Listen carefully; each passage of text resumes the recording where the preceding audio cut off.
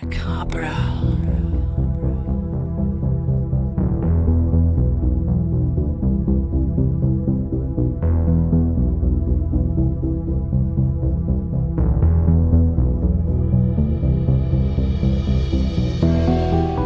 Okay, well, that goes way back, right to my childhood, when I was always aware of hidden elements. And, some people would say, astrologers have told me I have X-ray vision, for example, one of my, superpowers. And I had some access to otherworldly stuff. So I would have strange experiences and entertain them, and sometimes more on the negative side, feeling like it was attacks or demonic stuff, and some very positive as well. So that was always part of the way that I see things. And so it, as a child, as a teenager, as a young adult, I came into the world testing a lot of these things. And first of all, I found out that nobody likes X-ray vision. People don't, they have two very strong desires. One is to be seen, and the other is not to be seen. And those two desires compete with each other and create inner conflict. And so as somebody who sees, the people that want to be around me are more able to withstand that, that we want to just kind of hide behind a persona or a profession or that kind of thing. So I consider myself a pattern hunter and a seeker of rare souls. And that has got more and more narrow as I've gone along in my work. Now, I pursued a lot of different things as a young adult at the same time as, now I was leading a double life, at the same time as getting involved with my family's business to a greater degree. I actually have worked for them since I was 10 years old and had an interest mostly in being independent and making my own money. And I liked the work in general in that business field, marketing, public relations, communication, all of that.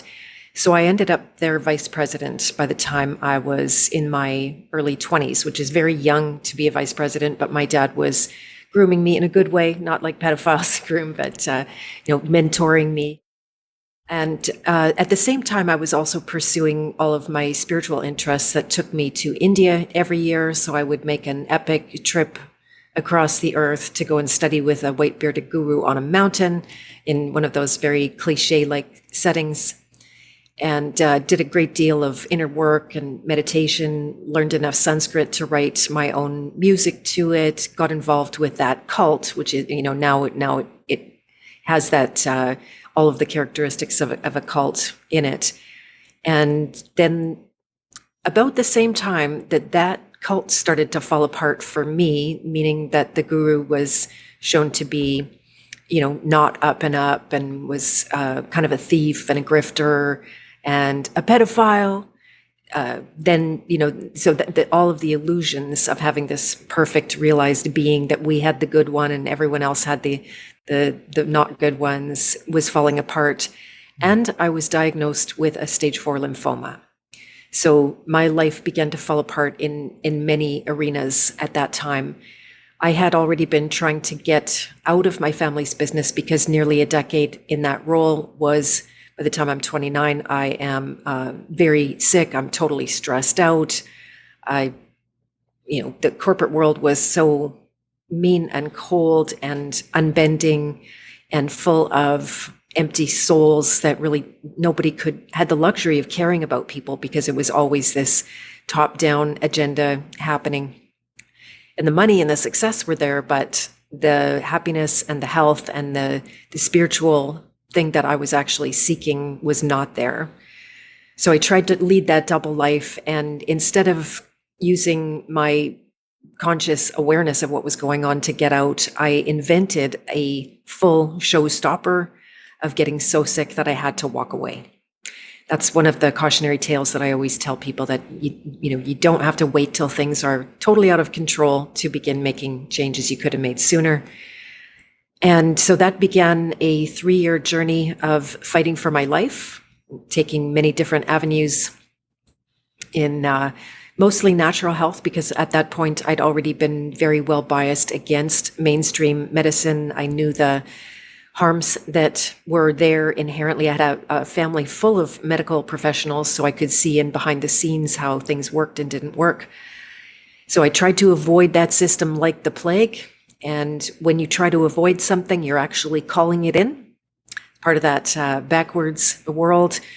Wanting and not wanting are actually the same thing energetically. And so then I failed at the natural health thing. Now, this many years later, and especially in this last year, I see why the natural health thing failed.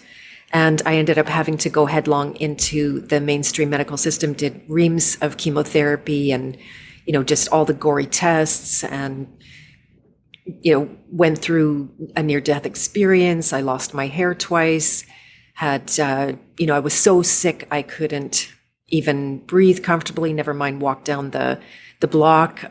I went into remission the first time after a near-death experience, which actually was the cause of me going into remission, because I saw so deeply beneath the veil of my own conscious awareness that there was a lot of healing there. But I still couldn't recover from all of the treatments. There was more work to be done on that inner level. The first time I rose above a lot of the fear, which is not the high road, or the high road is not the high road. And all that does is serve to use very sophisticated spiritual energy to suppress reality, right? My body was in a certain state. I was trying to get up and out of it so I could have, spiritual bliss or whatever you want to call it. And so it was the second diagnosis when they said there was no chance of surviving without a stem cell transplant, which is extremely intense, and most people don't live through that. That in fact, half the people die doing that, and they probably more of them die doing it. They're just measuring that within a, discrete amount of time. And then so that pushed me right to the brink of facing death at a new level, and that is, it's one of those truisms that life comes from death. And the more starkly that you allow yourself to experience death and your fear of death, which actually are the same thing, then the more access to life that you have. And so again, I turned the corner against the odds. I refused the stem cell transplant. I thought, if I'm going to die, then okay, right? Finally gave over rather than trying to fight against that. It was like, okay, I surrender. If this is my time, I accept. If it's not my time, I will know that rather soon. And in doing so, I was able to, part of that was working with archetypes, finding parts of myself that were very intensely suppressed. And in a very short time, I turned the corner and I went from being a dying person to a living person. And tests confirmed that. I said more or less sayonara to my medical professionals. I always have to throw in that my oncologist committed suicide not too many months after that. I had a meeting with him in the hospital. This time I wasn't a patient, I was a musician, because that was one of the first gigs that I got, the work that I did after as a teacher and workshop leader and musician. There I was in the same chemo ward singing and playing for patients receiving treatments. And I went running up to my oncologist when I saw him and I said, like, hey, guess what? I didn't die. He told me I was going to die. And he basically said, yeah, whatever, and walked away. So that to me was a really big sign of the importance of caring and how deathly not caring is. So, I have a lot of compassion on the one hand for what those people are going through when they get 0 to no results for people and even send them quicker to their deathbed than might otherwise have happened. And so that started me on a new trajectory. I knew I was never going to go back into that corporate world. I never needed to put myself in an unhealthy work environment again, ever. And that it would be up to me to invent my work life. And so I did, little step by little step, get out there. And, first as a teacher, mostly doing workshops and classes. And I picked up on the yoga trend that hadn't quite started yet, but I could see there was signs of it. Like if you look in California, everybody's doing yoga, and it did end up being that situation. So while yoga wasn't my first love of my studies in India, that was a little bit of a bridge of bringing people into my world that was more on the esoteric side of that practice in the, at that time, mantras and meditation and deep inward study to know thyself. I did that for some years, and then I ended up, against the odds, I wasn't supposed to be able to get pregnant and have a son. But lo and behold, that as soon as I wanted to, God said, "Oh, okay, we're on." And in about 5 minutes, there I was heading for motherhood. And that was a new turning point for me, because I knew I couldn't go on just, teaching classes and running to this class and that class and living on my wits month to month. I knew I had a much greater responsibility in my son. And it caused me to up level and begin in taking teaching into a coaching context, which is a medium that has much greater capacity for depth.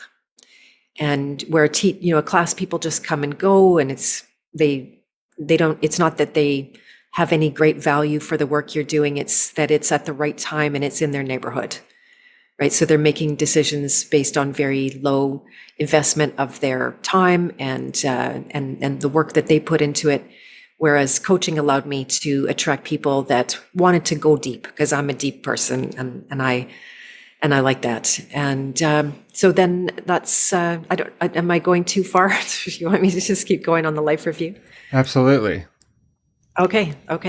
Yeah, so then as my son grew, I was running my business full time while he was in my world. It was one of the beautiful things, actually, of being self-employed, that I could organize my life any way that it needed to be, whether it was scheduling with clients or events, or, if I had to, there were times where I had to work all night because all day was consumed with my son when he was very young. And then as he started to grow, that got easier as well. And there was many iterations of my work as a coach. I had a lot of different expressions of that, just trying to find my place. And it wasn't really until 2020 that I feel like, well, it was more like in 2015, 2017, when my parents died and things really changed for me. I don't know if you've lost parents, Tyler, but it is... Thankfully not. Okay, Yeah. It's said to be the most transformational events of one's life, which is hard to believe. You think maybe losing a child would be bigger than that, or other things could be bigger. But there's a part of your identity that is very much tied into this idea that there is always someone there in the back end, that if I fall down, I will get picked up. And when that illusion dies, it's a whole new day. And so it's a very big thing. I lost my parents very close to each other, just a year and a bit next to each other. They died very young, 20 years younger than both of their mothers lived. And so it was a kind of shock to my system and cause for a great deal of inner exploration. And that's when I had already worked with archetypes since surviving cancer, but I had never put together any kind of a meaningful process or system. To me, it was just like these floating archetypes in the ethers, and I could interact. I can talk in depth about archetypes, but they're not living entities. So when I say interact, it's not exactly how it sounds. But which would differ from like Jung's take on archetypes, right? Just to make the differentiation. You got it. Yeah, exactly. I wouldn't agree with that. That they only have the life that we give them, and we give them. So they appear to have that, and they can show up both as the ally that their true nature is, and they can show up as the enemy that their disnature is. And so at that time, after my parents passed, one of the gifts, right, because this is what I notice about our creator, that for every loss, there is a potential gift. It has to be received. It's not a given. You don't get it without doing the inner work of facing the loss. And the gift of both of those losses was the ability to see all of the archetypes that had come into my consciousness in an immediate family kind of way, meaning they're close to me, it's part of my daily experience, became in the context of the hero's journey, which I also knew about, had studied about. I have a degree in anthropology, cross-cultural anthropology, where I was already into studying cross-cultural consciousness, cross-cultural religion, cross-cultural medicine. All of those subjects were already kind of embedded. But in the academic realm, you can't do anything, right? So I knew right away it was heading nowhere. I didn't want to become an academic. And then so now I had 8 archetypes on the hero's journey, and it was incredibly profound for my own journey. It was next level healing and leaps of awareness that led directly to new action. I had a recovery from a lifelong feminist track where I was brought up thinking that I had invented women were better than men. But lo and behold, I was just kind of victim to all those agendas that were very strong in, especially at the time of my birth and my early years. And so when I woke up to first of all, with my dad passing, and I woke up to how badly brainwashed and programmed I was with feminism, and all of that fell away and healed in me, then I had an interest. That's where the King Hero was born, the King Hero's Journey podcast that I still do to this day, where I learned to, not learn to as if I had to teach myself, but I suddenly had I had much more respect for men, and I could take them on their own merit. Not to say the job was completely done. There was still lots to clean up at that point, but I didn't have this point blank, men are responsible for everything wrong in the world, and women should rule the world, and we know better, and pushing men around and abusing men. That is unfortunately very common in today's feminist circles. So it was a kind of redemption for me, or repentance actually is a better word, and then redemption on the other side of being able to see, the best gift for me, and I wrote this into my book, was the different perspectives that men and women and that masculine, feminine are expressing through the very same archetypes. Even though they're identical archetypes, they're identical signature vibration, which is a phrase I use to describe a lot of different things. And, but, the journey is the same. You can't get out of the journey. It's archetypal. Everybody's going through it, but the expression will be very different. And that's nature's way. That's just how it's ordered. So that began, then I, the book I was trying to write for 20 years came fully into, like, it basically wrote itself in some ways, although it wasn't easy. It took 2 years, and oh my goodness, it was a hero's journey. If I'd known how much work it would have been to publish, I probably wouldn't have done it. And it was just 5 minutes before the pandemic hit that the first edition hit the streets, and not the streets, but the airwaves. And incredible timing. It was amazing timing. Yeah. I had that editor at the time I was working with pushing me, because I ended up getting hired to speak at an Acapulco, and that he's like, you got to get the book out for that. So we just ran to the finish line and did that. And then on the way home from an Acapulco, I saw the first masks ever.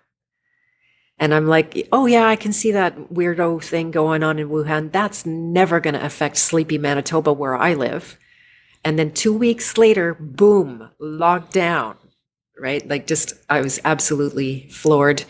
That became the beginning of, I was going to say the end, but I was lucky enough that in 2015, when I did a lot of awakening, I also awakened 2 agendas.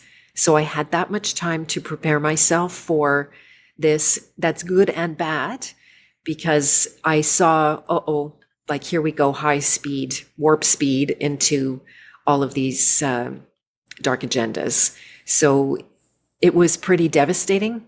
And I, was able to take it in and grieve. We all had time on our hands in that time. And, but very quickly I decided, you know what, am I going to stay on the floor and cry and just be hopeless and do nothing and wear my pajamas every day like everybody did and just act like you're on vacation in your house? And like, nope, I'm not going to. So I put my hands up, as I often do at any crossroads, and say, okay, God, what do you want from me right now?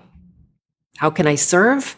And how could I also continue to be in the world in a way that's satisfying and meets my needs? And that's when I invented a training called Journey Code, which is my coaching certification training. And that's been the bigger part of my focus now for the last 6 years. I think we're current. Thank you for taking the time and sharing that. And I know you've shared, this story many times. It's a wonderful story, mainly why I was attracted to having you on here because of your story. Now you're a rock star otherwise, as we'll explore, some of those reasons, and people will learn to see that as they get to know you if they're not familiar with your work. But that story is absolutely amazing. And the fact that now, I'm lucky enough to have you on here to share it, that's a big win for me. So appreciate you going through and spending the time to share it again here, and tried to not interrupt you because I wanted you to express, the best you could without being interrupted, your background. So very much appreciated. You're welcome. If I could say something quickly about that, it's a huge way about how we learn is through story, right? Because I can just go into facts and stuff about my work, and which you might notice I really don't talk that much about in public, because it is like people don't get it. I'm talking about things they're not aware of, and that's not that they're lesser. It's unconscious, right? We literally don't see it. So if I talk about it all day, it's like, yeah, whatever. But through story, this is some can't remember exactly where I heard this, but story is like food for us. Mm-hmm. We need it. It is how we learn. It's how we see ourselves in elements of someone else's story, even if it's not the same characters or the same events, but the transformation, that's where it becomes more archetypal, and people can see, oh, I'm on that precipice, or I went through that transformation. And so it becomes the basis for connection to share our story. And to me, it's like I would rather share all my mistakes and give other people half a chance to not make them, rather than hide and pretend I'm all perfect or I was all perfect the whole time. That's not the hero's journey. If you're familiar with the classic stages of that, it's not a straight line. Yeah, and you mentioned in the book, first of all, in the book, you do a great job of what you just said, and it starts out, telling your story, which is captivating right off the bat and disturbing. A lot of it is shocking, what can happen, and scary, what will happen to you if you just trust the system. The story of you, a couple of years or shortly after healing yourself, not through the traditional methods, saw one of the doctors that you were working with, and he didn't seem very happy or didn't seem surprised or wanting to know what happened or how you had healed yourself. And more or less, and like you said, that's the person you referred to that killed themselves, right? So maybe there's something there with the guilt and whatnot, but for him to treat you like that is horrible. And that's in the book. People can pick it up and hear the more in-depth story that Beth went through there about her cancer experience. But you also mentioned in the book that your parents raised you in a way to not be a slave. And I thought that was interesting that you would put that in the book. And you have this rebel heritage that I've heard you talk about as well. So can you note on why you decided to phrase it that way in the book? What was it that your parents raised you like that caused you to not be a slave? It was mostly in the realm of business and entrepreneurship, where my parents had, particularly my dad, had a very hard time working for other people because he was more of a king. and had a lot of leadership capacity. So working under even a high level boss was always difficult and stressful, and led to him feeling like, yeah, I can't take it anymore. Always taking instructions from people that I don't agree with, or I don't support their mission. And so they went off and created their own business. And, these days it's a lot easier. You can create a business with much less risk than you could in those days, because they didn't have the internet tools. There was nothing online. There was no way to serve at a distance. It was all in person. It was, what one of my coaches would have called a level 4 business, where you have brick and mortar and major overhead and all of that kind of thing. So they took a massive risk. And many people, including their own parents, said, you're going to fail, you're going to be bankrupt, everyone's going to die. And they decided to be courageous for the right reasons, and rebel against their parents, and rebel against the society that would say, just get the safe job and then you'll survive and you can raise your family. And so they risked everything to do that. And they were ultimately very successful at a time. It kind of peaked and fell due to a few different recessions and various things going on. Plus my dad went through a lot of illness. But they taught me that you can make your own rules within the context of society. And if you're willing to do the work, which is the opposite is the rebel shadow, where they succumb to laziness. They don't want to work. They'd rather fight than work. I had lots of that in me as well. And so the high side of that, which moves you forward on the hero's journey into the warrior, where you're willing to do the work and you take it on matter-of-factly and just put one brick and then the next brick and the next brick, and you endure and you train and make yourself strong, then that's what they were demonstrating over the course of my lifetime. So it gave me that clue that I could be much more in control of my own life. And so yeah, that was where they rebelled. Almost nowhere else in life, though. Okay, yeah. I was curious about that. That's, you included it in the book, so obviously there was something there, and some people don't have that, obviously. And we actually have to,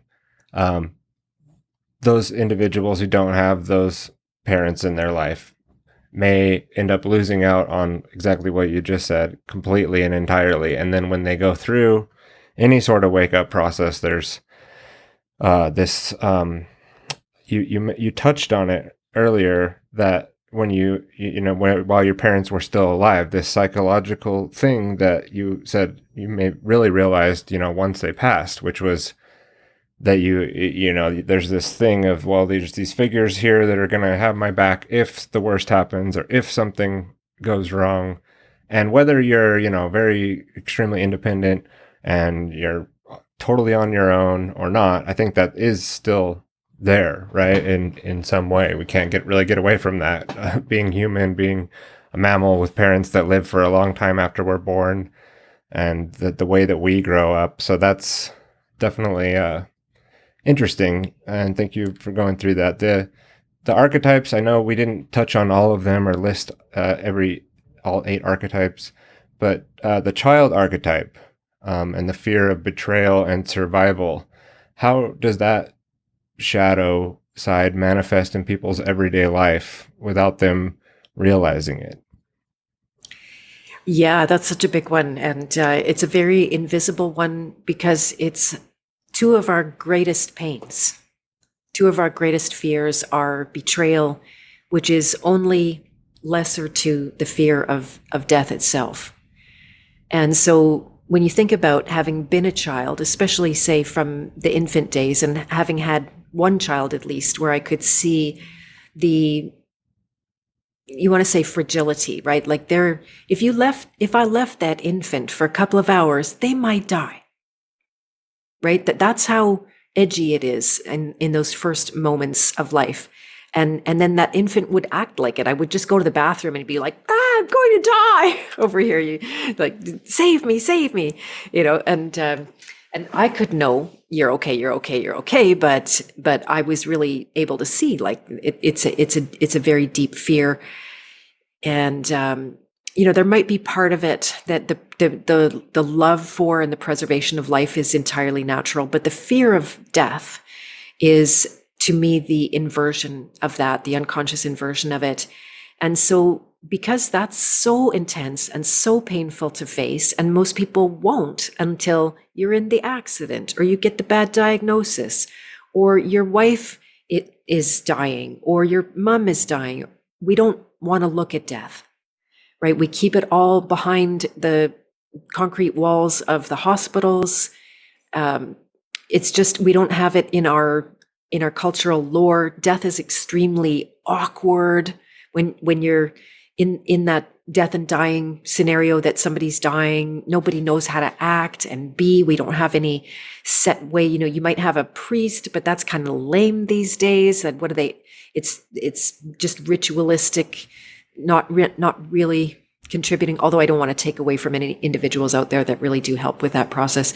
So because of that is so big for the child, they will resort to dealing with the lesser fear of betrayal and abandonment. It's like a bypass of the fear of dying, but you can see why do they fear betrayal and abandonment is because of the deeper fear of not surviving.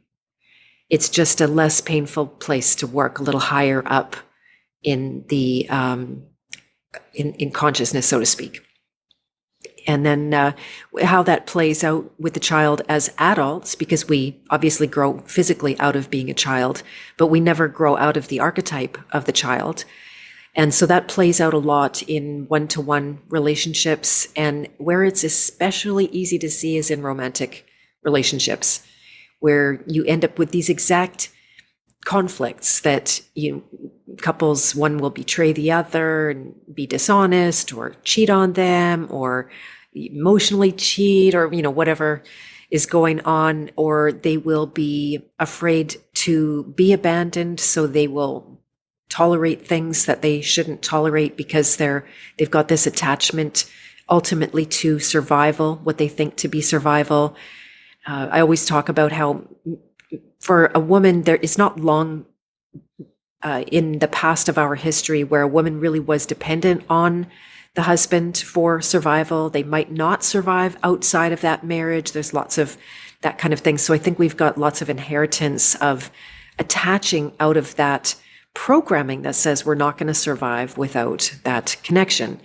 And so the tendency is to play out this drama of betrayal and abandonment and back and forth and conflict, when in reality that male-female relationship has the potential of the expression of the divine masculine, the divine feminine, which is immensely creative and births new creations, new children, whether that's physically or esoterically.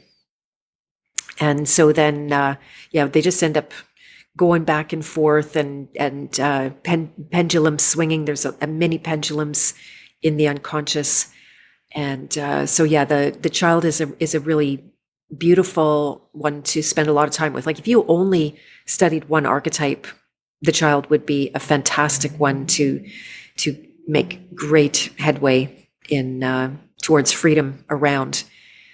And is there anything more about your question that I missed there? Well, no, but I think you did open it up perfectly to discuss what we were saying earlier, like how your work could be a little maybe esoteric for people that aren't familiar with thinking in the way of symbolism and archetypes and Jungian worldview and Joseph Campbell's The Hero's Journey and the cyclical nature of what you're talking about, and how you just said like you can embody these archetypes throughout your whole life.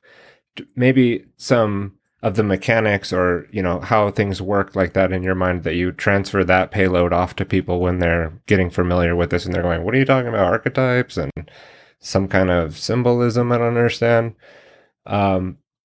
Explain, even if you've said if people aren't on the journey, they're not aware they're in a journey or on a journey, they're still on a journey, right? And you call it being lost in the belly of the whale if you're sort of not, anywhere relating to this process or recognizing these cycles or recognizing the processes in yourself. So maybe you could leave off there with like, okay, how does this work? We're not just the child when we're a child. We can manifest and be in the child archetype as an adult. How does that work? How do we go through the cycle, or how does your system work? I guess it'd be a great time to go through that. Okay. Um, so I'd like to talk about, from the perspective of someone who is never, maybe doesn't even know what archetypes are. Nothing wrong with that. It's not part of our normal everyday lexicon or subjects. And it comes down to very simple things that a child happens to be an expert at developing and pattern recognition. So the average person is going to go through their life feeling like there is, here's a classic one again, if I talk about relationships. So they maybe leave a relationship that wasn't the best for them. And then they find a new relationship, and they might discover or be in denial of the fact that they're going to have all the same problems with that new person. Just new character, maybe new location, some new circumstances. But look at that identical pattern, same problems, same feelings, same thoughts that loop and station. And so if you get tired of the patterns happening and you stop running from the pattern, meaning you always think that it's somebody else's fault that the pattern is happening, because that's the big trap. It's like, oh, it was that guy. Some new guy won't be that. Oh, look, it's the new guy's just like that too. Wow. And at some point you go, oh, wow, I'm the common element here. I know that's even kind of a cliche, but I'm the one who's seeing this pattern happen over and over. The longer you live, the more you see the patterns, because that's, what part of the humbling part of just seeing, oh yeah, I've done this my whole life.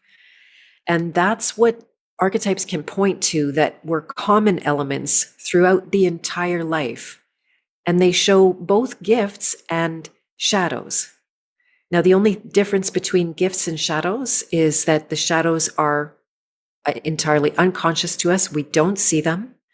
They act out from the unconscious, which we may or may not see. The results of it, the behavior of ourselves, the way that the world behaves with us is also very much included in that. And once you start to be onto the pattern, then I talk about it like you struck gold. Because the pattern is not the problem. The pattern, well, I don't want to gaslight anybody. The pattern looks like the problem, but within the problem is the solution. So trying to stop and get away from a pattern doesn't work. I know it very, very well. And it actually makes the pattern stronger the more you try to stop it. Right? So that's something, again, you will, by trial and error, you'll see every time you try to stop seeing the guy that's not good for you, you end up doing the same thing, and you end up having the same conflict, and you end up beating yourself up the same way. And then so there comes a moment, it's like, okay, this isn't my beautiful pattern. I don't like how this goes. And the whole creation of archetypes, the recognition of those patterns, is the work of many, many people in our past. We're kind of fortunate right now because you can inherit that work, and you can go straight to other people having seen patterns and codified those patterns. I'm also a professional decoder, kind of the same as a pattern hunter. And so once it's decoded and you can narrow it down to the expression of a single archetype or a discrete number, small number of archetypes, then you get this huge amount of information. Which is exactly what any symbol is. That if you have, I don't know if I can think of a good example, like, say, you've got the symbol of I'll just use, say, one of my logos that I use is a trident. And it contains 3 elements. And there's many things in life that have 3 elements that I could go on forever. I won't go on too big a tangent about that. And it's also the symbol of Poseidon, which is a king. So I wanted to express some kingship. And Poseidon being and now I don't even talk Poseidon, but this is still embedded in there in my thinking. And And then so you've got the king and you've got the masculine and you've got this water element, because much of my work is in the water realm of emotions. It's not the only element, but it's a very big one, the emotional underworld, that I would call it that at times. And so you can get this tiny little symbol and it speaks volumes, right? I could go on, I could probably do 2 hours on that symbol. Not right now. I spend some time with it, but so then the archetypes become also, they are symbolic of all of the different actual happenings in life. And so things can be simplified. This is the main reason to use a word that expresses a great deal. Word is a symbol of, it's not the thing, it's symbolic of the thing. And so by it's kind of like a math thing, reducing to a much more simple element where you're not dealing with so many moving parts. You might be only dealing with one archetype. And when you see the wholeness of the archetype, you see the gifts and the shadows, and then you find out, oh, I'm stuck in that, say, rebel shadow, being a rebel without a cause, fighting because I don't want to work, fighting because that is more attractive to me and risky, and I ruffle people's feathers and I get bad attention that way, all of the inner workings that are unconscious. And then you see, oh, well, I could be a rebel with a cause. I could make great change where it's genuinely needed and of value. I can get out in front of people without fear of being called out or being thought badly of, right? Your role as a podcaster, you have to have that ability enough that, yeah, people are going to criticize you. It's a fact, especially when you get out and you say your opinions and all of that kind of thing. So the rebel can take that, and that's a gift. Whereas the child couldn't take that, which is the archetype before the rebel on the hero's journey. And order matters. So the whole world of archetypes, I'll just quickly say the list of the 8 archetypes that Please. are on hero's journey. Thank you. So it starts with the child. That moves forward once the fear of betrayal and death and abandonment are dealt with enough, not conquered forever, because it's not like that, but enough. It does move you forward into the relative bravery of that rebel, like we just talked about. Once the rebel overcomes their having no cause and fighting with no good reason at all, with no purpose, then they move forward into the warrior that I mentioned a little bit, where you inherit the gifts of endurance and being able to do the work and build for the long haul, even though it's painful, and you learn. I love learners. This is my new thing. Just, I'm shocked how many people just don't want to keep learning. They want to learn this much, and that's all they want to learn. And they have to contend with the shadows of facing the demons and the dragons, whether that's out there in the world, which is more scary for women, or in here in your own heart, your own mind, which is scarier for men. That moves you forward on the journey into the nurturer archetype. The nurturer is challenged by boundaries, which they are in the shadow of if they lack that. We have a world that's full of absolutely terrible boundaries. I did a very deep dive on that. There's quite a number of interviews on my King Hero channel on the nurturer, and I've got a whole course about that. It was very badly needed. People had really good breakthroughs in there. The gift of the nurturer is care, like we talked about a little bit at the beginning too, that you have to care. It's being careless, being in apathy, not giving a crap about anybody. That's as dark and low as a human can get. So the nurturer has mastered caring, and then has to learn to include themselves in that. Otherwise, they take themselves out, they abandon themselves. And that's the first half of the journey. Is that not caring part? Is that a dark side of any of the archetypes, like the child, or they're more focused on themselves? The nurturer. That's the dark side of the nurturer. Okay. So embedded right in that superpower of caring is not caring. And that's what the nurturer does when they they meet a situation where they feel like they can't care. They've cared enough. All of their caring hasn't brought any good results. And then they decide, I don't care. And that is the worst place for a nurturer to be. Got it. Yeah. Yeah, it's hard to even see some people as nurturers because they're in that shadow of not caring.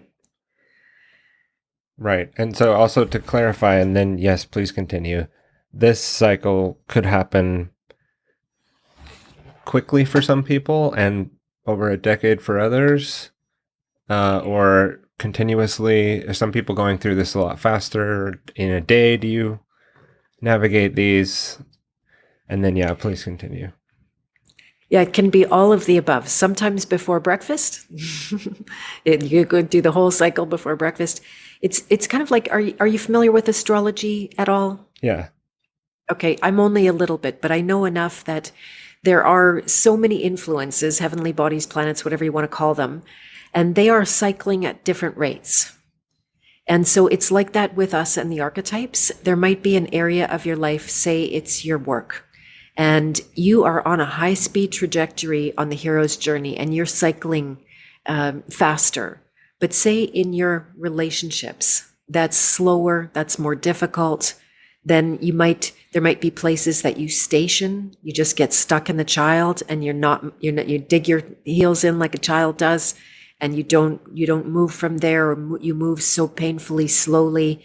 So every area of life will be different, and okay, that helps it make sense to me anyway. Right, thinking about it like that, the model can be applied at various intersections that you're interacting with the outside world and the inside world. But I think it might be easier for the beginner to think about these things as like things happening in the physical world throughout your day or whatever. But then obviously there's the inside version of that as well that we're dealing with. So yeah, definitely a lot to think about, but I won't try to take us off the rails here with you going through the cycle. No, that's okay. And it brings up an excellent point that it is unfortunately it's fortunate and unfortunate that it's of almost infinite complexity.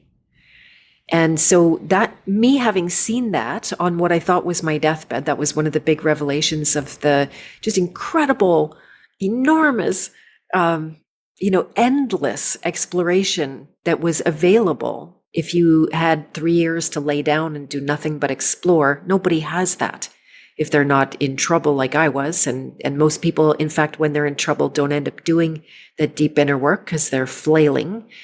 And so then my task that I gave myself the job was to simplify it for people, right? So you can go to my website, you can in 10 minutes do my King Hero quiz and find out where on the path of purpose would it be most valuable for you to do some work right now. Based on how you answer the questions, it will bring one of those archetypes forward. In reality, you are all the archetypes on the hero's journey at the same time, right? So it gets even more complex. But if you have just one place to work and begin or continue, then everything is benefiting. All of the archetypes will benefit from any amount of inner work that you do because you're working in the unconscious that everything sits on top of. So that's kind of complex in its... No, I really appreciate that. It's definitely, it needs to be thought about as more complex than just applying. And in the world of symbolic literacy, that's the way to be thinking about things, is very, turning the object around. It's not just one way. So yeah, appreciate that. And yeah, continue with after the nurturer. Right. So that first half of the journey that I described is more about the ego, and that's not a bad word to me. It's just the reference point. There's a me and there's a you, and then everything in life, the child, the rebel, the warrior, and the archetype are all referring back to this me-ness, this I ego side. When you go forward to the next archetype, it's the soul of the journey. So that is a good time. For example, the nurturer, the enlightened nurturer really dissolves their ego. That's what allows them to be available to serve at a grand scale. And so that moves them forward if they have clean boundaries or clean enough boundaries into the lover archetype. And so the lover no longer references out and says, Tyler, am I okay? Did I say the right thing? Is this good enough for your podcast? The nurturer may have had some of those tendencies. The lover is going to go, oh, God, does this work? Is this authentic? Is this what you want from me? God says yes, and it doesn't matter what anybody else thinks. So that's one of the superpowers, the ability to come out and just be real and true and allow that to be a beacon, the underlying passion that you have for life, the love for life, the ability to express and to take the risk of being seen, which is one of the lovers' Achilles' heels. They suffer with the perfect program. Like, if I'm not perfect, you can't see me. I'm going to hide until I'm perfect, which is when I'm dead, and never happens. The shadows of the lover being obsession and compulsion. This is where a lot of the truthers end up falling into, because they, on the surface, feel like they are seeking truth, acting, they think they're seeking truth, but they're really just looking at lies, and they're looking at lies on lies because there's so many lies about the lies. And even what we think is the truth is a lie. It's just, endless depth in that. So to get out of that much more fear-driven place where you're obsessive about that and you get locked and stuck in it, and you can't, you watch video after video after video and you're not satisfied, you keep going back for more doom porn. And so that's a very lost place for the lover. If they overcome that, it moves them forward on the journey to the archetype that I call the hedonist. And that is one that I am reclaiming, because there's no positive word for the hedonist.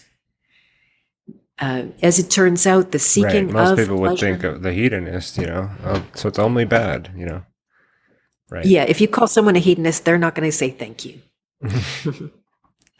And, but this is a very real path. It's an inheritance that we come to this earth and everything is here for us, right? The capacity for all the survival that we need, the growing of incredible, beautiful, rich, nourishing, delicious foods, that just looking at the sky is a pleasure because it shines the blue right in your eye. Letting the sun hit your skin is the deepest pleasure. Obviously there's more pleasures just with filling your senses, which is the trap of the hedonist, where you feel empty and then you go and you try to get everything and fill yourself up. The more you try to fill emptiness, the more empty you get. And then the hedonist is called to awaken to a much deeper pleasure called purpose. Now, purpose has been the subject all the way along. It's through a different lens with each of the archetypes. And in this case, the hedonist is called by the next archetype, the king. So very big leap to go from a life of serving yourself and pleasure seeking and, maybe addiction, to seeing the demands of the king, which are inviting much greater responsibility, working for much more than your own satisfaction, taking on the troubles of a kingdom and having the ability to take responsibility for when there's trouble in your kingdom. You say, like, what am I doing wrong? How can I shift? How can I change? How can I fix this? What's happening in my world? Rather than blaming others. And the king's big shadow is power and the hunger for it. The same way that the hedonist was addicted to pleasure, the king is addicted to power. And so if they don't have a strong relationship with God, they're gonna feel like they are the source of power. They will be humbled. It is a guarantee. Pride comes before the fall. And if a king can, in fact, humble themselves to be a true servant leader, then that would require the input of the 8th hero's journey archetype, as I laid out, the alchemist. So the alchemist has a very strong role in the king's life as advisor, as the one that is going to be shining the mirror. Here, look at yourself. And see yourself in this, so you don't go off the rails and die in the throes of wielding power. It's a time of deep introspection. It's the biggest of all of the archetypal experiences. They get bigger as you go along. They're all big, but there's something particularly huge in this last stage. A great deal can be sorted, real from unreal, right? The alchemist is the one that can see a program, that is willing to go into the depths of consciousness to see what is hidden, to see the patterns, to see the blueprint of the in this case, the conscious structures, right? We create architecture inside ourselves. I have a lot of different words that are really just metaphors to describe them. I can't accurately describe that. I can only go with my experience, and metaphors can only touch it. But nonetheless, I've been able to see with many, many people how this works consistently across the board with the archetypes themselves and with the ability to see programs, with the only condition that they must want that. Because if they don't want that, then you can't show it to them. Listening to your book, it definitely struck a chord with me several times, like getting the chills on the patterns and the sort of the synchronicity or the universal symbols, the universal meaning that can be derived from your model. Overlapping your model with my understanding was powerful. That's awesome. I love hearing that. Yeah. It's so amazing when you see the patterns in yourself. That in itself is miraculous. But when we can share that experience, then that bridges a lot of gaps. Where that's one of the beauties of studying archetypes, that you find out you're not just a freak of nature.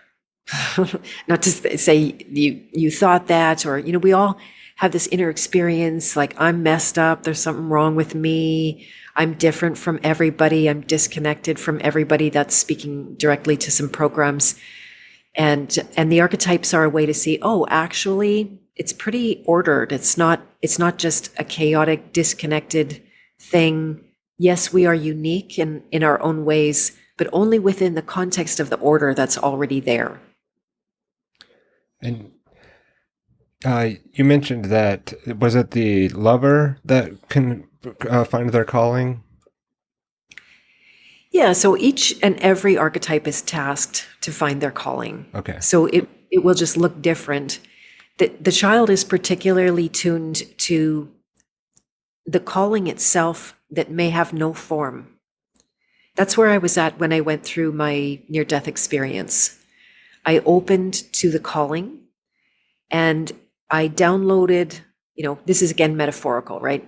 I downloaded some code. I knew I was absolutely changed by having seen it or allowing it to come to my awareness, my calling. Right. But did I know anything about what that looked like? Zero. Yeah. Well, that's my question there, is how can someone recognize if they're refusing their calling so that they don't have to go to the extreme of developing a stage 4 cancer? Are there signs? What can we look for to avoid, not walking on our path? What are the situations that we'll find ourselves in? What are the thought patterns?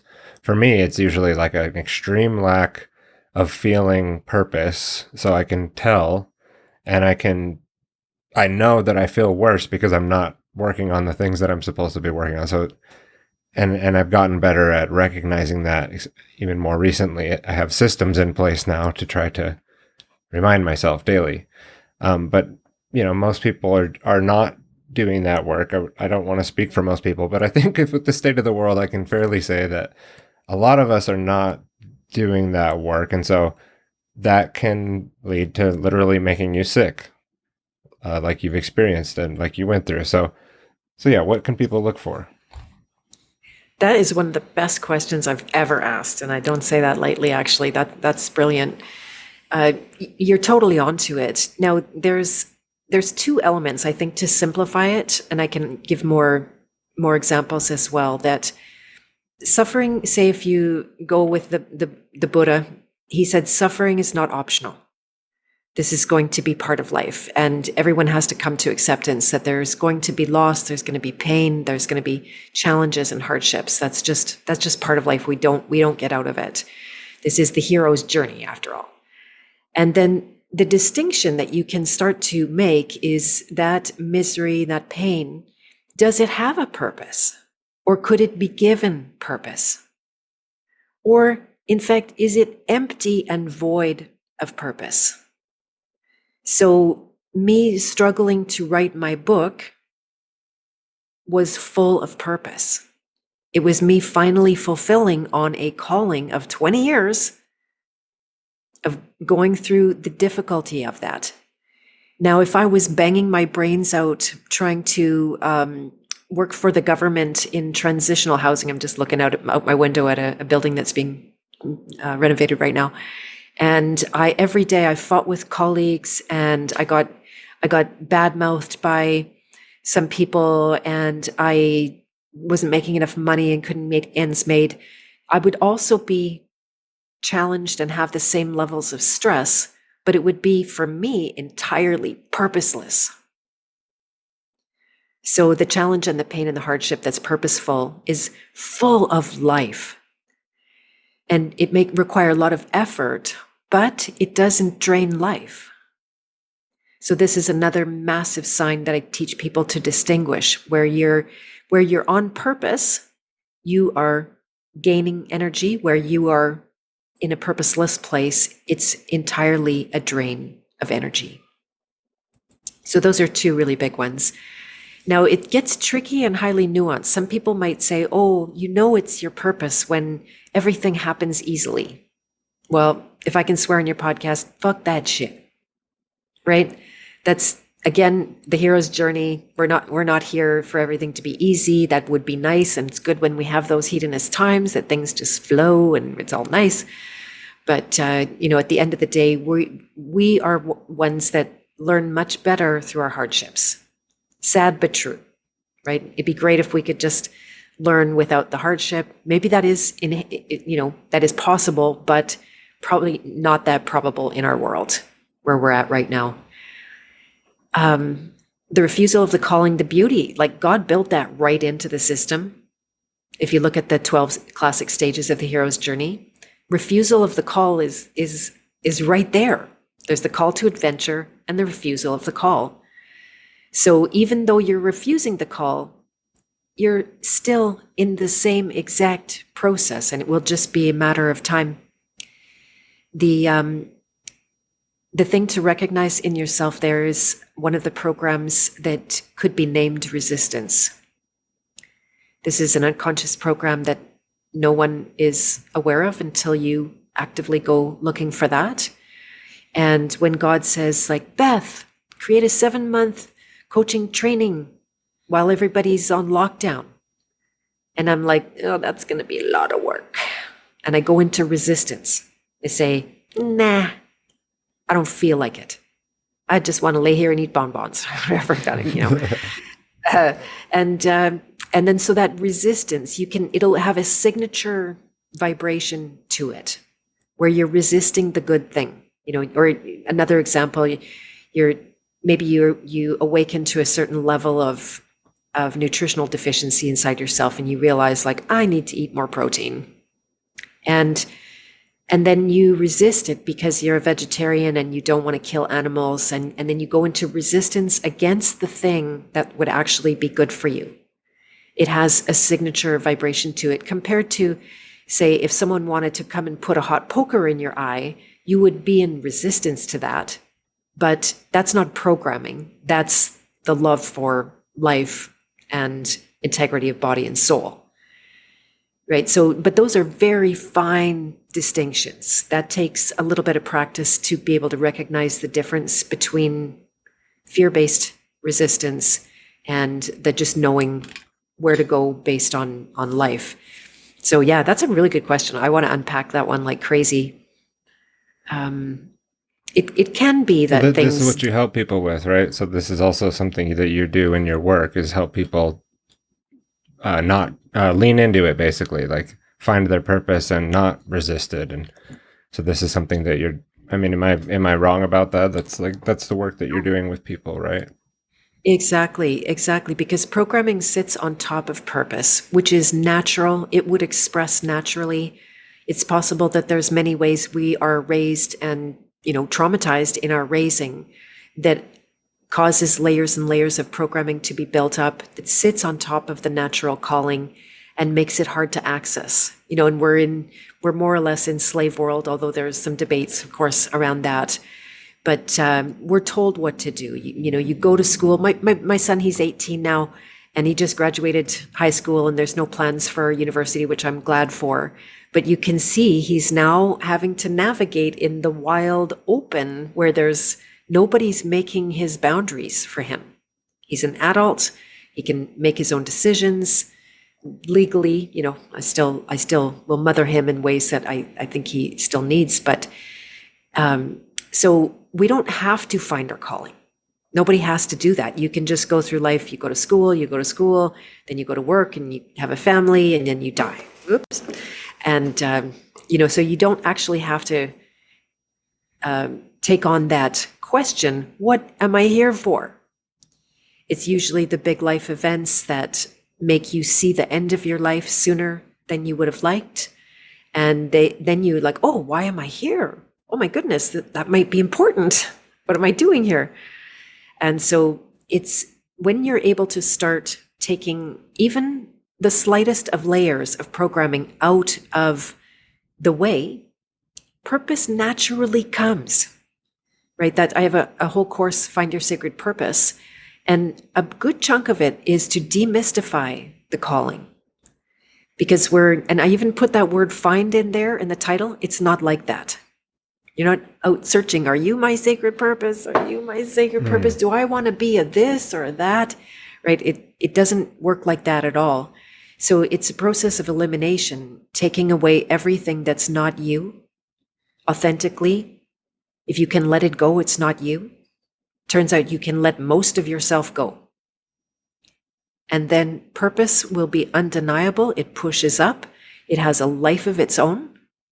It will get into action before you even have time to consider whether you want to or not. It's beyond that. Do I feel like it? It just like comes through like a train. So getting out of the way, the ego, I know the word, like you've said, it's like it's not really applied in the right way there, but stepping aside, saying no to a certain amount of things that you're doing, taking the time to listen to your inner voice. That's all clearing. That's not finding and seeking and nailing down and defining. That's moving to the side, making sure that you're creating a space for your purpose. I love that. That's definitely true for me. In ways where I'm feeling, if I'm feeling extremely overwhelmed and just too caught up with things, I'm not creating that space. It's very easy to get off track with what I feel is my purpose. So great points, that it's not so much just seeking your purpose and where's my purpose. Maybe it's stepping back. And so that's why I like to prompt my children with the idea that there might be a purpose for them. I actually say it as that there is. I tell them that there is a purpose for them, and because I just want that in their mind, that there could be. They don't have to agree with me. When they get older, I don't know what Dad was talking about. I don't have a purpose, but I'm at least giving them that idea early on, so that they could start thinking about it early. What might be their purpose, if there is one. And in having this conversation with my older son, he started coming up with things, what he wanted to do. And Wow. Yeah, and I the only thing I said was, maybe you can think bigger. That's great, but also think a much larger, because that you may achieve very quickly, these things that you're laying out, even though they sound big, because we're so powerful when we set our minds to do something.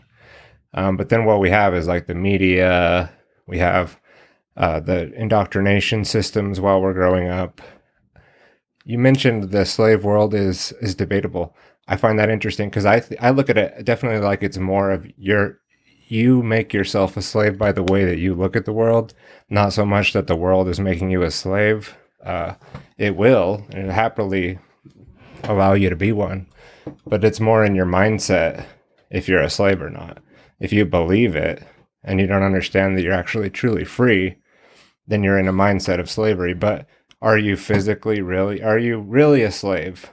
And the end, like, you're not really a slave, no matter in what condition, even if you're a prisoner. It's only if you think that accept the claim that you're owned, right? Which is a false claim. So I don't know if you Yeah, want to clarify on that point, what you meant by it's debatable, the prison planet. sure. Yeah. And if I could go back a little bit, because what you were saying was so amazing. And one of the bigger myths I dispel about purpose, and I'll go back to slavery, is it's the what's my purpose? So then we're looking for a thing. And this is wrong. So this is where you don't necessarily have to even get your child to think bigger, because the purpose will be expressed. Again, if there's the space for it, and you as a parent are welcoming it, that's amazing, right? That's amazing. I never said one word about purpose to my son, and all kinds of developments naturally happened from his side, not because I said anything or prompted him or encouraged him. In fact, it works the opposite, because he's got a real strong rebel nature. If I encourage him to do something, he's definitely not going to do that. Yeah. And so what you're looking for is, rather than purpose as a noun, you're looking for this purposefulness. And that can get extremely, the everyday life, it can be full of purpose, even though it's not a grand outcome of some kind. But you know what? It might be. You might get to the end of your life and see how this very humble, daily, purposeful, eating and educating yourself and raising your children, spending time with them, in fact, does add up to something great. So it's more of a pattern to see that the everything can be done with purpose, and everything can be done in a purposeless way. And then there might very well be big projects and roles that you enter or you create for yourself, or business that comes of it, or a service or a podcast, or different creative avenues. I've expressed purpose through a lot of different mediums over the years. It's evolved. It will continue to evolve. And so anyway, just wanted to say that. No, yeah, that's a great distinction and something to think about. Yeah. Maybe not so much always about the destination, but the meaning, for sort of a Viktor Frankl, like finding the deep meaning in what you're doing. Not so much that the outcomes. If you're dependent on the outcomes, you may get very frustrated because it may not have the outcome, but you could still have a very big impact in the work that you're doing. But if you have like an expectation of an end goal, I could see that turning someone into the negative side of the hedonist even, or just like a jaded lover, right? Who's, I tried and it didn't do what I thought it would. People aren't listening. And so you get frustrated with the outcomes, or it's not getting traction, online for me. Well, is that what you're trying to do, is get traction, or are you just trying to do the work that you enjoy and the thing that gives you meaning? So who cares about what kind of traction things get? But when you put it in a business aspect and entrepreneurship, then somebody better care about that. Things need to have traction in that world. Definitely.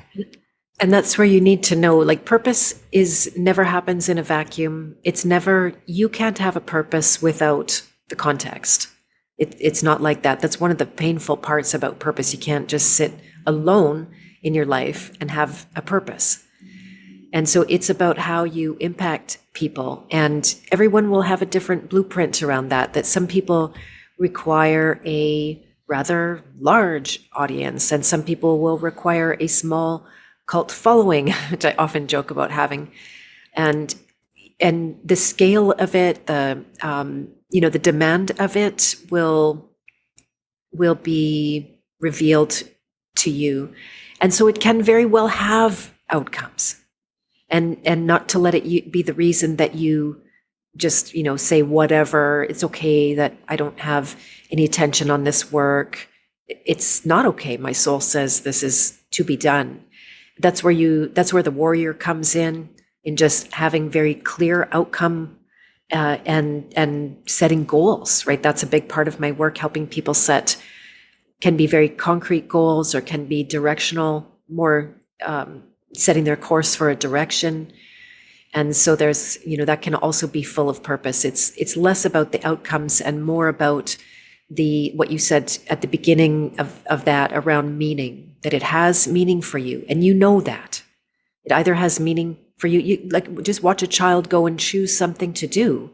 They choose what's meaningful for them in that moment.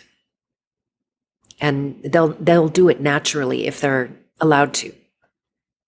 Or you can embody the archetype of the child to maybe find that automatic balloon that bumps up when you let go of it underneath the water, right? It just comes to the surface. You don't need to hope that it will. Once you stop weighting it down with all the bullshit, then the balloon will just come up by itself. It doesn't need you to tell it to. You got it. Exactly. And in a beautiful, surprising way often. So yeah, that's what's happened with my son. When he's developed incredible skills in more than a few areas without me interfering or engineering. And I can look back and see all the signs of the purpose. It looked different though. He's picked up many things and abandoned many things too. So you don't have to worry about that. That it's just all part of that ultimate development on the journey. And if you like, we can talk about slavery. That's a good subject. Oh yeah, I forgot about that. Go ahead. Right. In the House of Free Will, I created a law guild. So when 2020 hit and everything went to hell, by 2021, I'm thinking that, how do we get out of this? And people are breaking the law, or at least the moral version of what I would consider, say, God's law. And so I started studying is a strong word. It was like I think I did almost 200 interviews in the law field, and we went through a lot of different teachers and down rabbit holes and systems and this and that. And mostly I discovered that it's all crap, and sometimes very much by design, right? Controlled opposition, getting people to go sideways. So because they know we're coming, they know there's going to be children who just mask and jab, and they know there's going to be rebels who don't. So they're much more ready and prepared for us that don't, and can create all of the theater, all of the media, all of the narrative and the scripts and the words and all of that kind of thing. So the alternative law world is infested with this. There's almost no real law in the alternative law world. So there's not a right piece of paper to file that will make you not a slave? Nope. Absolutely not. And I like what you said just in terms of we act like slaves, therefore we are much more slaves. And back to entrepreneurialism, right? I noticed in the years of the lockdown, nobody showed up to tell me what to do. I'm self-employed. I work online. They didn't tell me what to put on my face, or I never got confronted saying you have to jab or you can't work. And like so many people did in their jobs. And which so is I still had a false decision, right? Like if that person accepts that, okay, but they weren't forced. Like they still had the choice. Exactly. Right? They had choices. Some people felt like, oh, I have to do it or my family will starve. And then the next person comes along and says, you know what? I'm going to use this as a chance to go off on my own, risk everything and feed my family that way. And they did. And it was the best thing that ever happened to them because they broke free of, and I'm just thinking of one person in particular, a nurse who was very, very disillusioned by her profession. And then she bounced out of it and created a service for people and made good on it and was successful. So Right. you're bang on. You could lean into it. Okay, looks like my life is changing drastically all of a sudden when I didn't think that it was going to. Or you could, oh no, what's going to happen to me? I don't know what to do.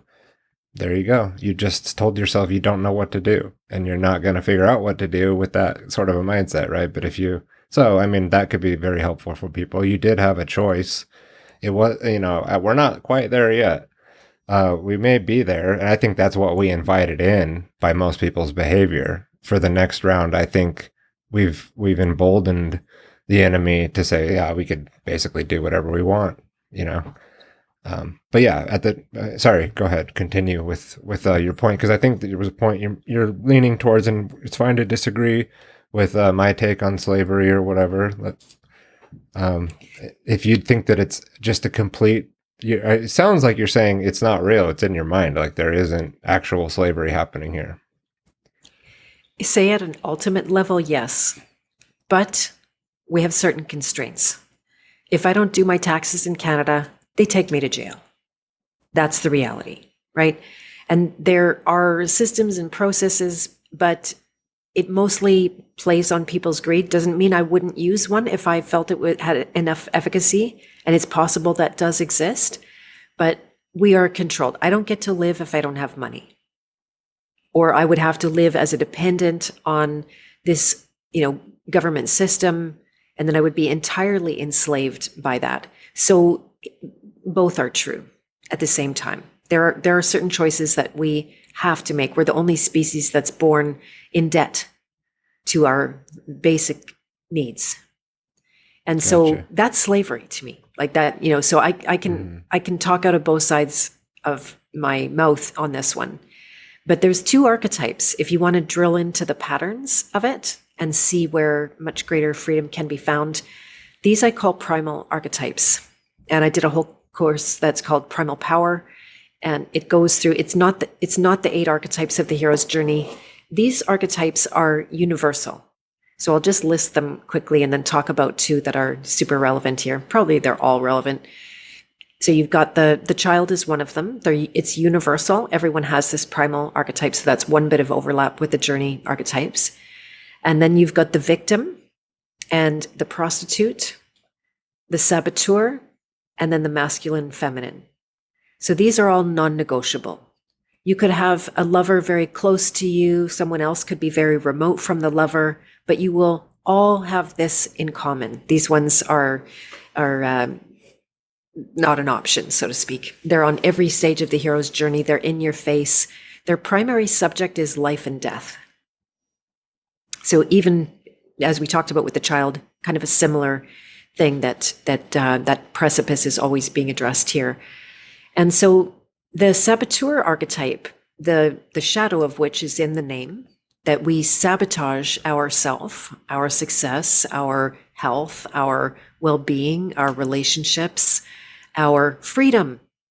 We sabotage our ability to move freely in the world with our own behavior.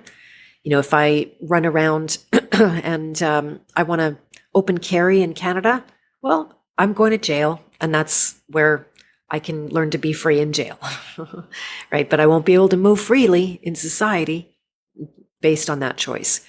So the superpower of the saboteur, when you're awakened more to that archetype, you have the free will of choice. This is what I named my private association after. I'd like to invite you, Tyler. I think you'd get along fantastic in the House of Free Will. And so this is the thing that some people think we don't have free will. They will argue that, it's all predetermined, or you can't do anything without the permission of creator or whatever power over you that you think exists. But in my experience, we have this free will. We just don't exercise it, and we sabotage our free will and our freedom as a result. And then there's also the victim. So that's a huge part of slavery right there, is our choice. You indicated this earlier. You're talking about it. That person who was forced to get the jab was really not forced to get the jab. They could walk away and to this day could still be unjabbed, at least. Who knows? Are they going to try to legislate next level? Then we can still choose, but we might be choosing our way out of society, which, then you're arguing with slavery a little bit there. Like, I have to go and eat sticks and berries in the bush and live on my wits, or be part of society and poison myself. So, that's where you start to get into some gray area. It's arguable. I mean, I lean on the side of it's up to you if you accept it. If you accept that you are owned and controlled, that's a slave. Anyone who's like, I'm doing this because I have to, but I know that I'm not, that I don't have to, but I'm kind of doing it under coercion or under the threat of force, but I understand that I don't have to. that's more okay. But and if it's under coercion and duress, this is more like The Prisoner, right?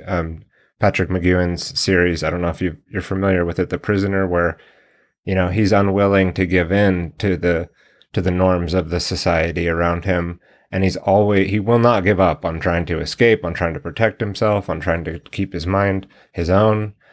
And he's, I am not a number, I am a free man is one of the, you got to check it out if you haven't seen it. I actually have the archive of it because it might be harder to find these days. But yeah, so it's like more your acceptance of these things, the coercion, like you said, with taxes if you don't pay them well. That to me, like you're basically accepting that you have to because there's a threat of violence and a threat to your freedom if you don't. But there's still it's still not required, right? We still wake up, and when we take those actions, we're taking them voluntarily, and no one is usually holding a gun to your head or making you're going to go into this box car if you don't do. It's not usually that kind of a situation. So those are the extremes that so I have an issue with a lot of these terms like voluntarism and other things because I look at it like it is always voluntary. It might be scary, and you might be letting fear make the decisions a lot of the time because of all that, and that's better to accept than say, well, I have to because otherwise they would do A, B, C, D. Okay, well, we're making decisions out of fear. And no, I'm not. I'm not making decisions. Look, it's a more powerful position to take, to accept that what you're doing and not just say, well, it's under coercion, so I have to. That's not true. We don't have to. So we're not going to find a way out, kind of like with your system, like you're saying, like you don't find your path really until you accept that you have one, and you may still be on it either way.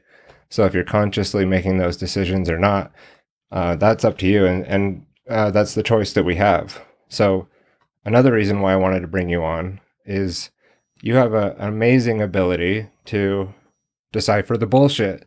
I call it falling into movement traps, personally. I saw The that. series that I Yeah. have is my trying to help the freedom and truth community stay out of things that I've even personally done and said, and you do a really good job at that too. Like, hey, I used to say this, but now I've corrected that and I say it here. And I think we all need to do that. Those that are putting work out online, I think it's extremely unhealthy unless you had it all figured out before you started putting your voice out there, which I don't think most people do. It's healthy and not weakness to say, oh man, I used to say these things and I was actually wrong, was actually caused a lot of harm to people. And in the law community, I mean, I have personal acquaintances that I'm like, and I've listened to you and Brandon and Clint's work on the 508s and the Federal Reserve, which most people aren't making decisions around the Federal Reserve that put all their assets and their life at risk. But with some of these other routes that people take, they are doing that, right? In Canada, I know it's a little bit different.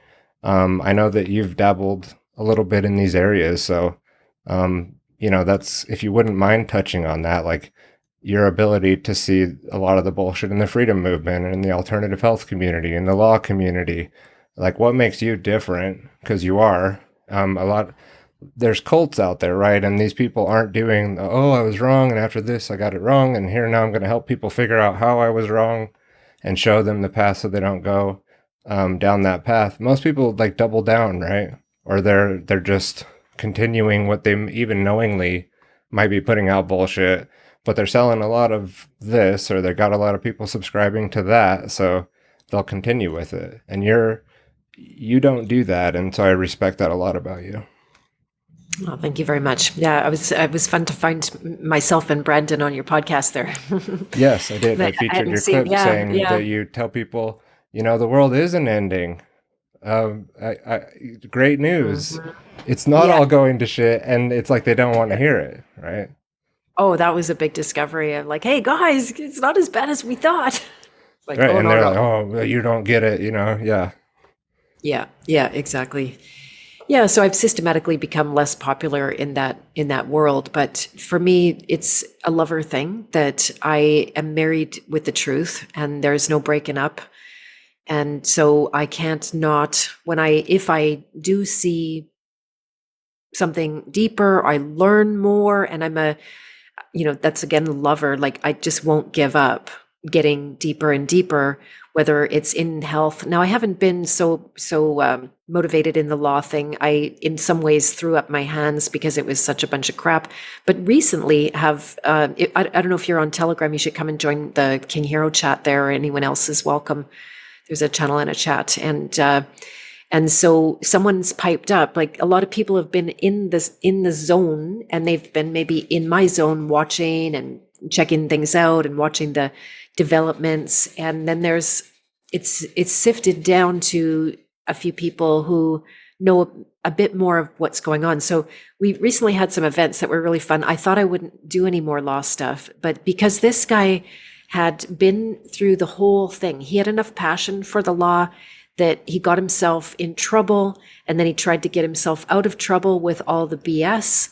I'm a man, and I'm not the trustee, I'm the beneficiary, and my status is changed. I'm not a citizen, and I'm sovereign, and all this like crap.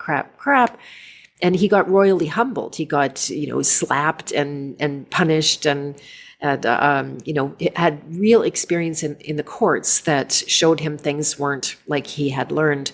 So he was one of the very few individuals I know that was motivated to go right to the source of where the law comes from, and to study the history and the context, and to look at how did it actually develop over time, what was inherited, what was it doesn't take away from the fact that there is corruption in that, and he won't deny it.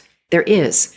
And it's mostly based on our nescience, our ignorance, that they can do that. You get a bad guy in the wrong position, and they're going to try to just take advantage of you and railroad you. There's tons of that. Sure. Okay, so it's real. Absolutely. But but when I'm you not hear, going to go argue semantics with them in their system, right? Anyway, go ahead. Right, exactly. Oh, the word games and the name game and the capital letters and the crap and more crap.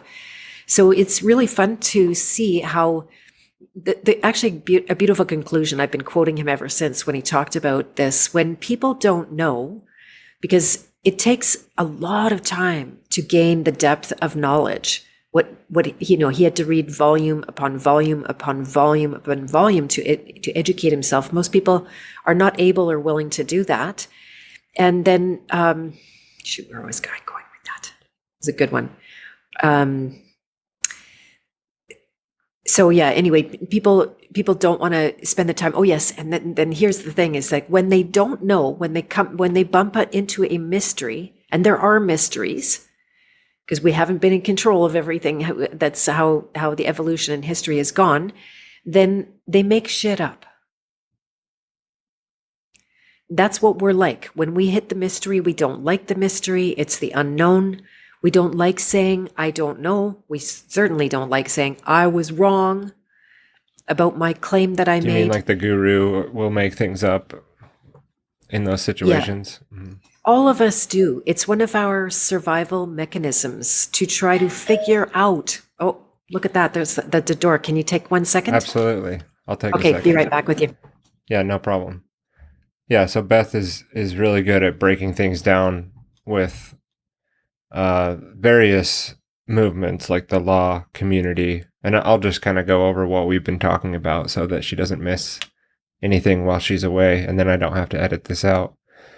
But in the alternative health world as well, she's gone into so many different avenues that some of which I want to talk to her about before we end here, because there's things that I still believe or thought that were true surrounding, like a lot of the COVID psyop was, definitely a dialectic, a controlled dialectic, a Hegelian dialectic, where we thought, oh, these alternatives over here are definitely going to be helpful and the way to go, because look at how much they're fighting against ivermectin, for example, or some of the other alternatives that they were being promoted at the time. And Beth's back with us. I was just sort of re-going over what we were just talking about, and your ability to admit I was wrong and say the magical words and and move forward, and not just, and for me that gets easier over time. It's like, oh, another thing I was totally wrong about. And I'd like you, because I know we have a limited time. You're okay. You're good for another minute or two, or another 20 minutes or so. Exactly. Okay. Uh, the research on ivermectin. Okay, this thing, I've been, getting more familiar with your more recent work and more recent thoughts, and you've been talking about vitamin A toxicity and the ivermectin psyop. I'll just say, like, I was, and maybe still am, thinking, okay, ivermectin is good for killing parasites. It was a World Health Organization top 10 medicine. They recommended everybody store it and keep it. Can you help us understand your take and your research now and understanding of things like ivermectin or the vitamin A toxicity? I don't know if you want to mix them together and take them one-on-one, but go from there. Yes. Yeah, this is my favorite current subject that really compels me. And I really haven't evangelized for anything other than my own work until now. And the reason is that my discovery, this is a claim that I'm making that I feel to be true, and I'll say if it's not true, but I believe that the natural health medical world is much more weaponized against us than the mainstream one. And of course, the mainstream one is so obviously weaponized against us. They want to kill us, that's obvious. Now, it's very unobvious that they also want to kill us with natural medicine. And so I was extremely programmed with natural medicine. I thought it was infinitely better. Now I've had going on 25 years to experiment with it and see a lot of different experiments. And what has almost always 100% of the case been, and this is true with ivermectin in particular, and it's something that Garrett Smith calls a duration paradox. So he's part of the world right now of knowing that vitamin A, it's not just vitamin A, but just seeing through the psyop of natural health. When you look at the origin of both kinds of medicine, it's the same Rockefeller guys, right? So they were the ones that created the world of vitamins, vital amines. That I have yet to do a very deep dive on the vitamin hoax. This also has recently been taken sideways. Watch for it, because they don't like Garrett's work. Why? You said it earlier. They're invested. They would have to say that they've been wrong. And the vast majority of people won't do that, especially when they have made themselves responsible for other people's health. So I fall on the ground and pray out of ingratitude that I never went into health coaching, because I would be in that situation right now. God forbid I created a product line and I pushed substances to people, whether they were herbs or vitamins or remedies or tinctures or all that kind of stuff. Because what we're discovering right now, and this is only new to me in this last year, but not new to some others. It was the work of Grant Genereux, who really fluked upon it. He was dying of kidney disease, and he wasn't involved in the health world. He wasn't involved in the natural health world either, like none of that. But he had a very severe condition, and like, what do they call it? End stage kidney disease or something. It's the stage before you die because your kidneys fail. And he had head to toe eczema that was extremely, like, suicidal level eczema. In fact, many people that end up with severe eczema end up suiciding because of it. And so when the doctors sent him home to die and they said, there's nothing we can do for you, he, as kind of a brilliant genius mind, said, I wonder if that's actually true. And he started deducing that what are the foods that he went after. In that case, he wasn't even trying to heal his kidneys, he was trying to heal the eczema. And he found the common element. I did a fabulous interview of him, by the way. It was amazing to talk to him personally. I'll probably have more interviews. I should introduce you if you'd like to, these guys. And then so he just deduced what are the common elements that trigger eczema, or what are the foods, that trigger eczema, and then what are the common constituents of those foods. And the thing that came up in every single case for him was vitamin A.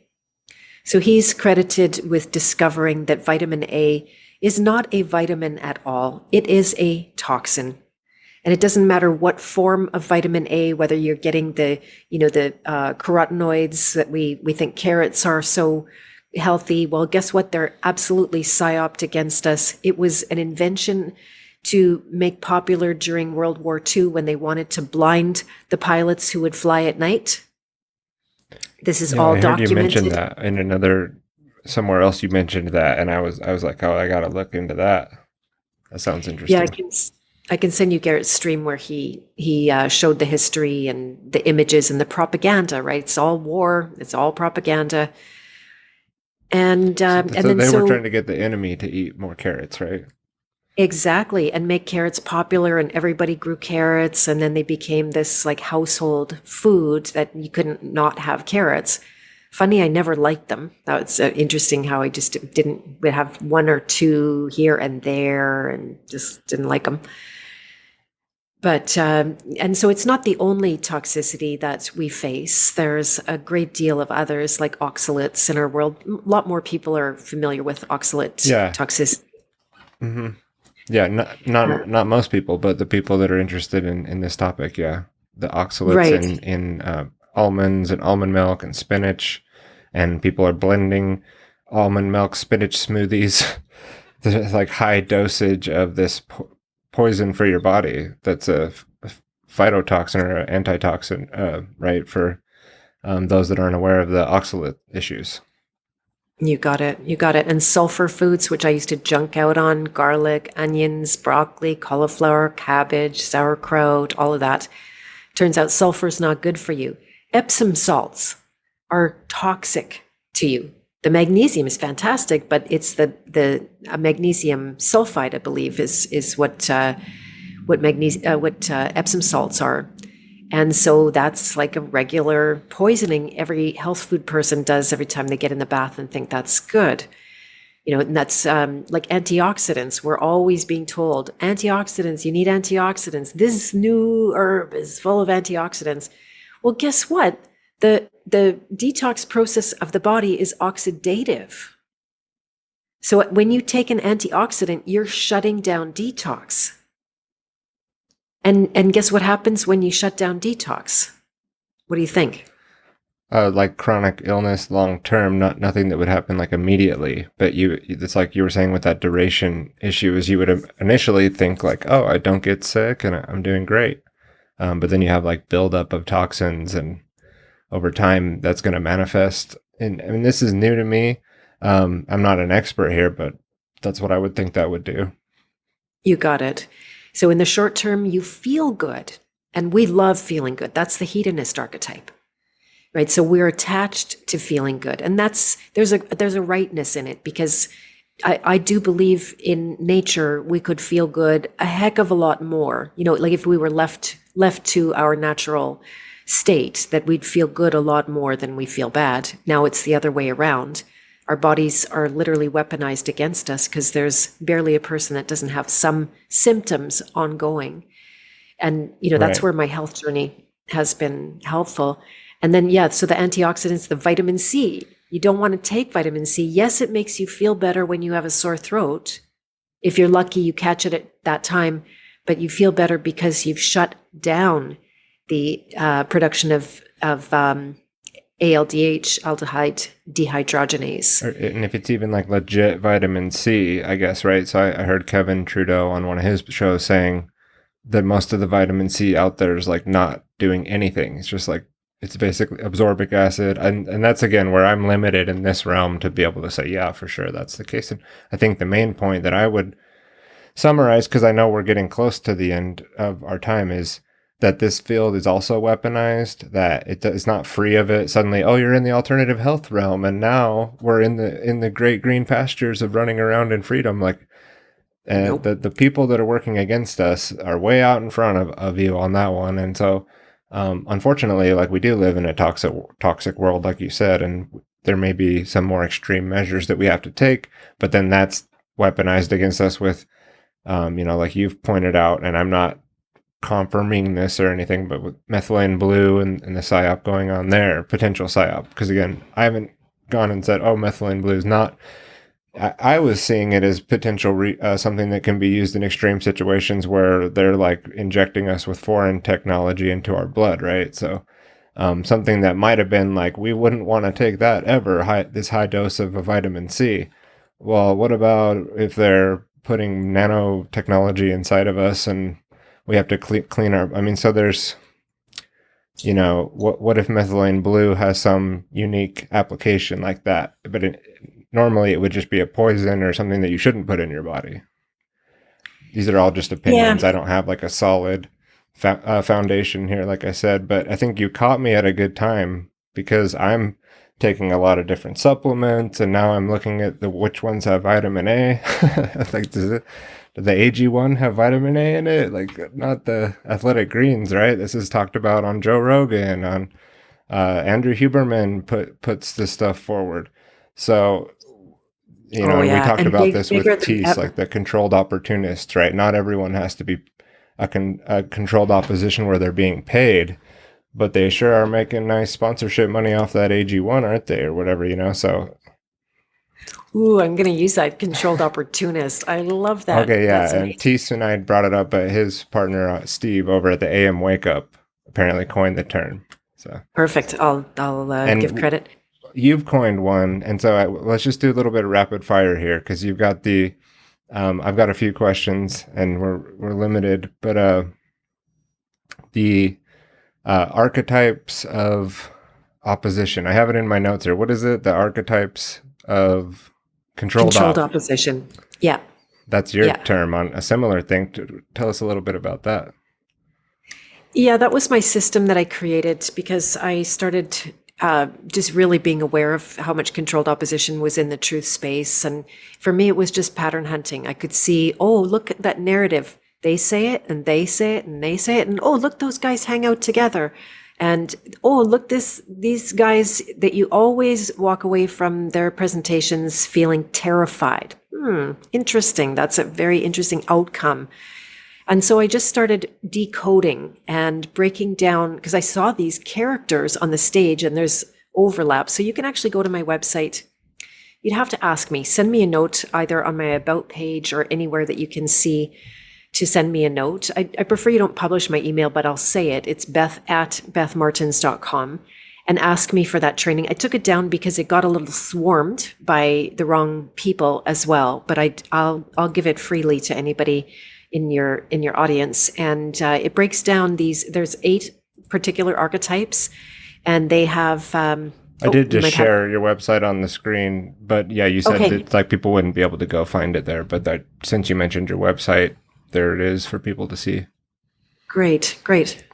And yeah, so it's a good way to, I think there was in the end like 35 or 38 signs of controlled up to watch for, and then the 8 archetypes that you can see there. If I have them memorized top of mind, but you got the grifter and you got the Satan that I think certain people actually know what they're doing and qualify for the Satan. You got the copycats that don't know what they're doing. They're just simply doing what other people do. You got the well poisoners who come into functional groups and make a mess and cause conflict and time wasting and on. Anyway, there's a whole bunch of them there that are worth taking in. I saw you had like a lead magnet or something where you could catch your talk from Anarchapulco on that, or am I mixing things exactly? Up? Yes, Okay. I gave a workshop at Anarchapulco on the archetypes of controlled up, and that recording is there. It's really behind the scenes. I got asked all kinds of questions, and there's some naming. I can't make any hard claims, but yeah, so that is available. You can hear that recording and some other aspects of that training that I've done as well. Okay. And since you had opened my website, I was reminded, do you mind if I share with people something that's coming up? Absolutely. Yes. So I've created a talk called The Power of Questions. And that's as part of an open house with the Journey Code coaching certification training that comes up in September, which doesn't start until September 10th. But this coming week, if this comes out soon enough, I'm not sure what your plans were, but on Wednesday, July 30th, and it doesn't matter if it comes out after because it will still be available as a recording at that time. So there it is, The Power of Questions. That's why I put it up top for now.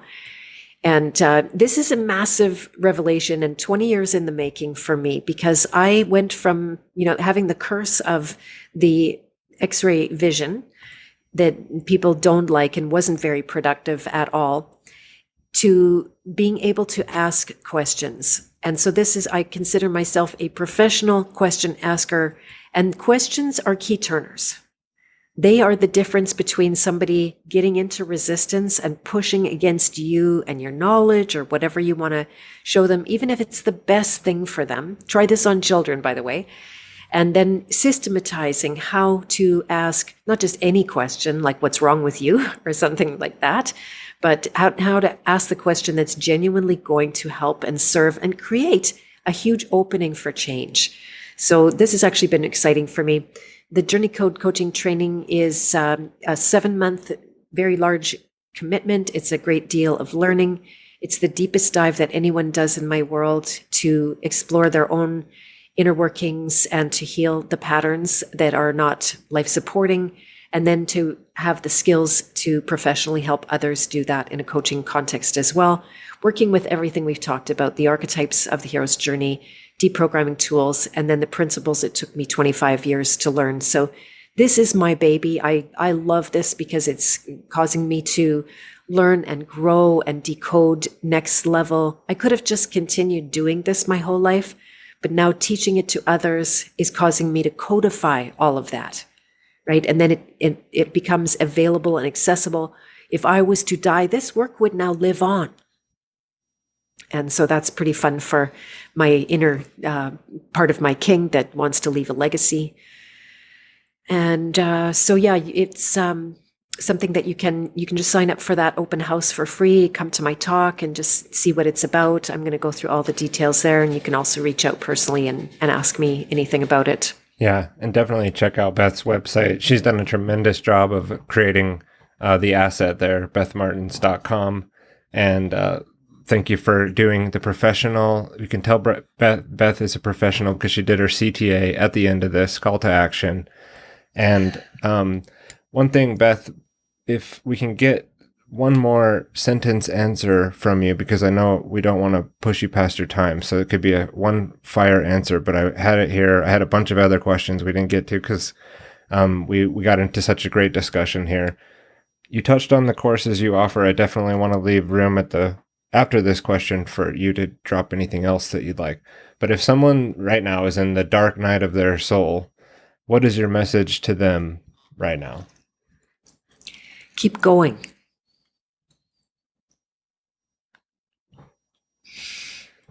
Good enough. It sounds trite, but it's exactly it. Because we think everything is going to last forever and it's the end and it's over. And anything that you just keep on going. It doesn't matter how dark it is. If you are brave enough to go all the way through it, and ideally to pick up some skills to go to the depths of it. It's like when you clean out a tooth. I interviewed a biological dentist. When you really, truly clean out a tooth, it becomes a miraculous a tooth. That's gone to the dark side. It can be a miraculous healing. And you can take what's dark, it's as dark as it gets, that's how light it can be. So to me, this is underwritten in all of my work, is that, what is that freedom that's beyond all circumstances, that exists in the midst of the dark night and in the midst of the light experiences, in everything. And this is amazing to me, that you could be in a very, very dark place, and I still go through it. I've got a lot of my own depths to explore, and to be in the midst of the darkness with everything unknown and with risk and threat, but be free. It's amazing. I've just tasted it, but I know the potential for it. So this is what people don't know. We're not taught this. And the work I do is a time saver on this one. Everyone's destined for it. You'll do it this lifetime or next lifetime, or who knows how many lifetimes it's going to take. If you're looking for a faster path and you're willing to be really straight and honest with yourself, then I do recommend this work for getting through the dark nights. Yes, and I want to thank you, Beth, for all the work that you've done. It's a tremendous amount that you've put forward to help people and doing your purpose and living it, not necessarily trying to get to it, as we clarified. But yeah, I mean, you're a great example of that. So my pleasure here to have you come and bless my podcast with this great piece of work that I get to now put out. So I'm really excited to get this out for people. Anything else that you want to include in the last part of this time capsule before we close it out? Yeah, I'd love to share with people. Just, I did mention the archetype quiz, that if you go to that same page that you opened, there's a place you put your name and email in. You get access to the quiz. Someone accused me of some bad and wrongs. You answer all the questions and then you fill in your email again. It's just the way that system works. I'm not doing anything special with that. I will send you emails after that, just so you know that after you do the quiz and you're on my email list, then you'll be learning about the podcast guests that I have on. I always send an email out about that. And then if I'm running a training in the future that's relevant, I'm going to be sharing information about that. Anyone can unsubscribe at any time. So if you just want to do the quiz and unsubscribe, no problem. In 10 minutes, you find out which of the 8 journey archetypes you are more likely to get benefit from working on right now.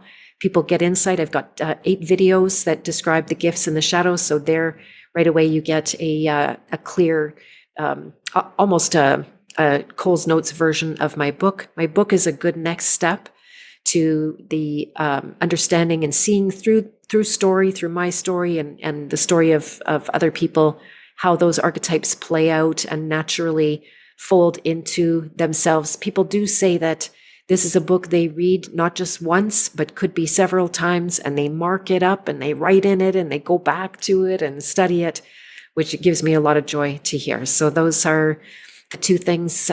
Maybe just quickly also the House of Free Will, that if anyone has felt called by what I've been talking about today, that's my innermost circle. And there's even more inner circles within the House of Free Will. But if you become a member or apply to become a member, it's not a given. You can't just click and join. And it looks like we're related enough. We have enough in common. We have similar values that with the people that are already members, and my values primarily, because it's me there. Then I would love to have you become. It's small. It's intimate. We're not, 1,000 people. It's only 140 members right now. And it's a very beautiful, my world's always about just distilling down, right? Some people want everything to get bigger. And in some ways, I'm wanting everything to get smaller, but more concentrated, more meaningful, more related, and more, potentially more productive or impactful in the world, or our worlds at least. So. Okay, great. Yeah. So I'll put those links in the show notes. And Beth Martens, thank you for coming on. Thank you very much for hosting me. It's been a fantastic conversation. I thoroughly enjoyed it. Merkabra.